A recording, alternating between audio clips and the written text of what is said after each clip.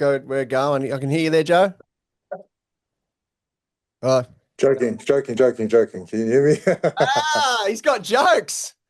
He's come with jokes. uh, This is all right. All right, brace yourself. Feb 22, Riyadh, Saudi Arabia. This is going to be a good one. They're saying it's the greatest card of all time, but you can't have that card unless you put this guy on it, right? Joseph Parker, welcome to the yeah, podcast. it's a great card. That's Like crazy. every fight on the card can headline its own show, Yeah. pretty much. And every fight on the card is fighting for a championship of the world or interim championship of the world. So it is a mega card. It's probably the biggest card that I've ever seen, and I'm sure a lot of people will say the same. But it's nice to be involved, and it's nice to have the opportunity to fight for the championship of the world. Yeah, all the amazing fighters on there. One of my personal favorites is the mixed bag of promoters that try to pretend they like each other for a day or a week. You know what? I think they are starting to like each other. I mean, before was a lot of friction Yeah. and just a lot of competition, but now because they're all sort of under one umbrella, I think they're starting to hopefully it is real. They're starting to like each other. Yeah. I can't imagine Oscar De La Hoya rolling through Riyadh when he touches down pretty soon. So that'll be interesting. But look, we are keen as to see you enter the ring again and fight for that IBF world title. Daniel Dubois, you've been eyeing him off. You're good to go. And I've been watching your videos too on YouTube of your vlog of your camp, and you're looking like you're ready to do some damage. I've been ready to do some damage, and I know he's ready as well. Like he's very confident, and I would say rightly so because of the performances he's put on. But he's got this now. He's sort of you can see it in the things that he's saying, and see it in the things that he does. And I'm confident as well. I know I haven't fought as many times as he did last year, but I've been training the house down for a long time since the last fight, since Zhang. Been training, I've been running, I've been boxing, I've been doing weights, I've doing everything, I've been eating good. So everything that I've done is coming to this point now and putting it all together for fight night. I feel good. I feel good going to the fight. I've had a great camp. Um, every camp's a great camp, but this one it's going to mean something much more because it's for the title, but also the card that I'm going to be on and the people that are going to be watching from around the world. It's going to be a massive event, and I'm excited for it all. What is the hardest part about training for Daniel Dubois? Actually, A, fighting him, or B, jumping in that water in Ireland? Because that was ridiculous when you jumped into that. That was freezing. Yeah. I was like jump straight in. I was like, whoa! Like it just shook your body. I'm like, Yeah. what the? Uh, Jumping in the water is very hard, but I think getting punched in the face is going to be a lot more sore. Yeah. You can try your best for 12 rounds to avoid getting punched in the face, but it is going to happen. Mm. It's bound to happen.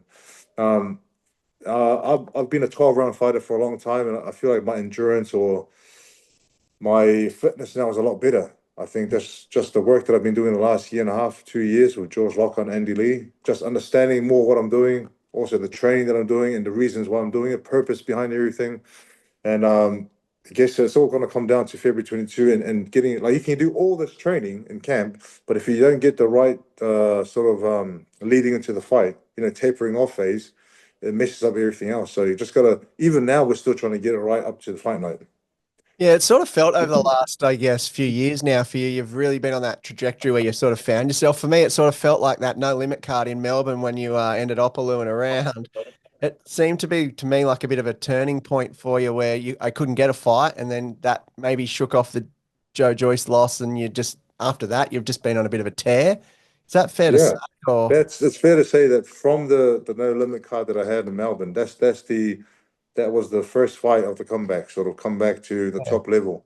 And that's after Joe Joyce and Jake Massey, I'm still questioning myself, what's wrong? Why am I not getting the results that I should be getting or I want to get? And then I made changes. When you ask yourself questions, you start making changes. And I employed George Lockhart to do my nutrition. Next thing I found out he's one of the best at strength conditioning. Then got Andy to do the boxing, George doing the recovery, and everything just been in sync ever since we started working together. And now we got a good sort of balance of training, enjoying ourselves, and putting in the work. And I feel like I love it all. I love it all. well, you're surrounding yourself by a ton of people. I've seen the size of your team on your vlogs as well, so that's a few extra hotel rooms. You need to be a heavyweight champion to be able to afford to house them. That might be. You know what? It all comes down to there are a lot of people that come to this fight that you need. Yeah. And that's the likes of, like I said, Andy, George, got my cousin Victor here, who's been my training partner in camp.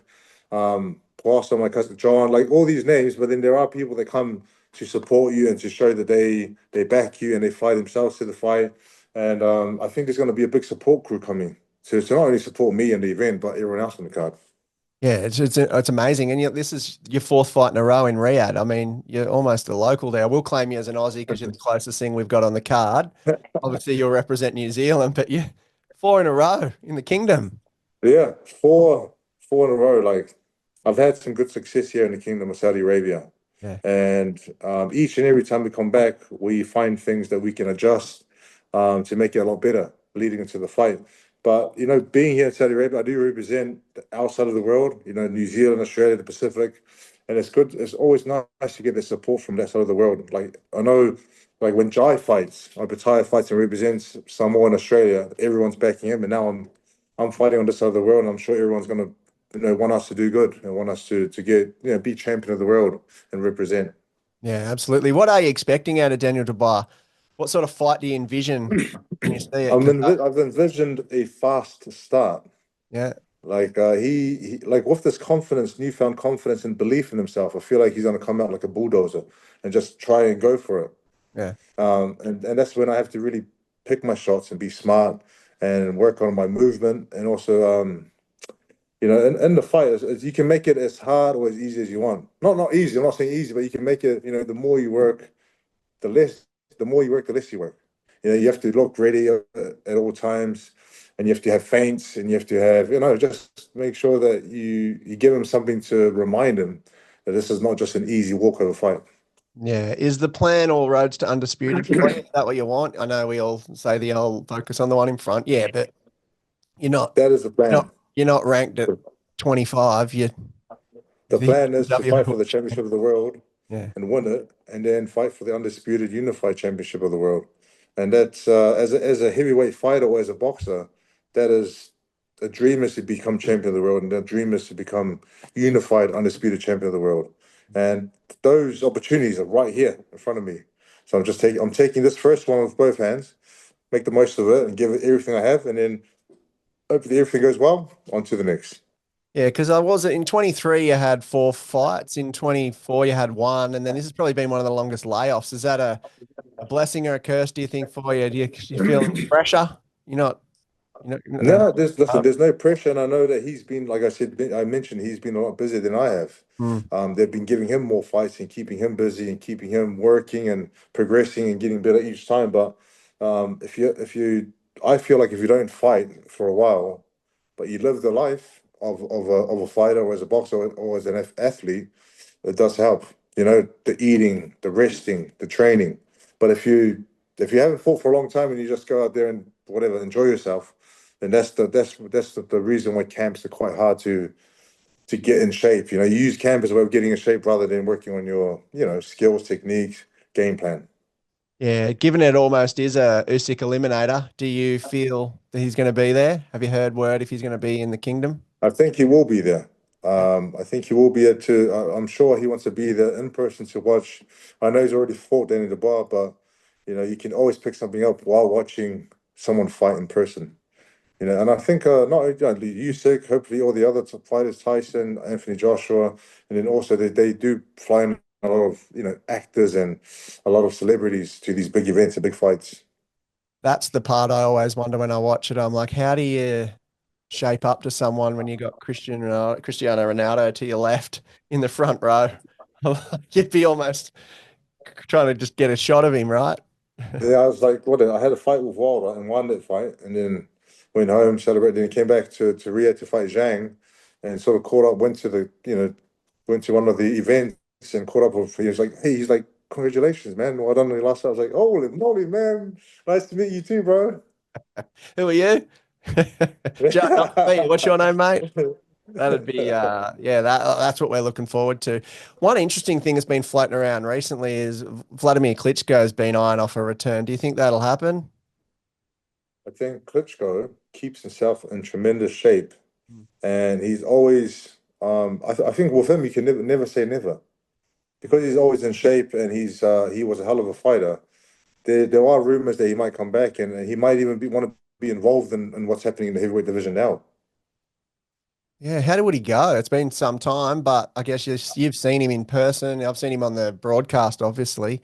He's still, yeah, like you're saying, he's still fit. He's in shape. Listen, he's in shape. He keeps himself in shape. He spars. So, I don't think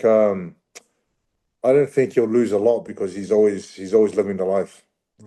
and he's always in good shape. So if he did want to come back, be interesting to see. Be interesting to see how he does.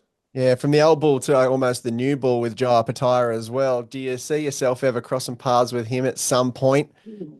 No, I'm Is not uh, too sure. I mean, with Jai being cruiserweight, I think he's still got a lot of goals in the cruiserweight division. He wants to unify all the belts and get undisputed, like Usyk did. But if you ever moved up to heavyweight, you never know.